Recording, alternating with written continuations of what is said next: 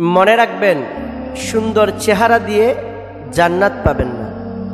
আপনার যতই সম্পদ হোক না কেন, আপনার সেই সম্পদ দিয়ে আপনি জান্নাত পাবেন না। কবরের আযাব থেকে আপনি সুন্দর চেহারা দিয়ে মাফ পাবেন না। কবরের আযাব থেকে আপনার ধন সম্পদ দিয়ে আযাবের ফেরেশতাদের কাছ থেকে মুক্তি পাবেন না।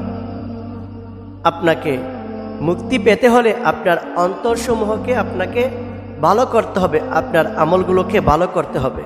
হাদিস শরীফের মধ্যে আল্লাহ নবী সাল্লাল্লাহু আলাইহি ওয়াসাল্লাম বলেন, ইন্নাল্লাহ, নিশ্চয় আল্লাহ তাআলা, লা ইয়ানজুরু, তিনি দেখবেন না, ইলা সুওয়ারিকুম, তোমাদের চেহারাটাকে। নবীজি বলেছেন, তোমাদের চেহারাটাকে আমার আল্লাহ পাক দেখবেন না। ওয়া আমওয়ালিকুম, তোমাদের ধন সম্পদ, আপনি কত টাকার মালিক, কত বাড়ি আছে আপনার, কত গাড়ি আছে, এত বিলাসবহল শান শৌকত ধন সম্পদ ফেরেশতারা কিছুই দেখবে না, আমার আল্লাহ পাক দেখবেন না।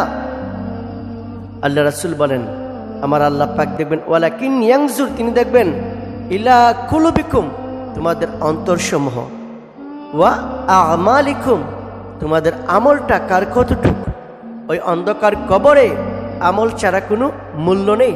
অতএব দুনিয়ার মধ্যে যতদিন থাকেন আমল করেন, আল্লাহ পাক সে আমল দ্বারা আপনাকে নাজাত দিবেন।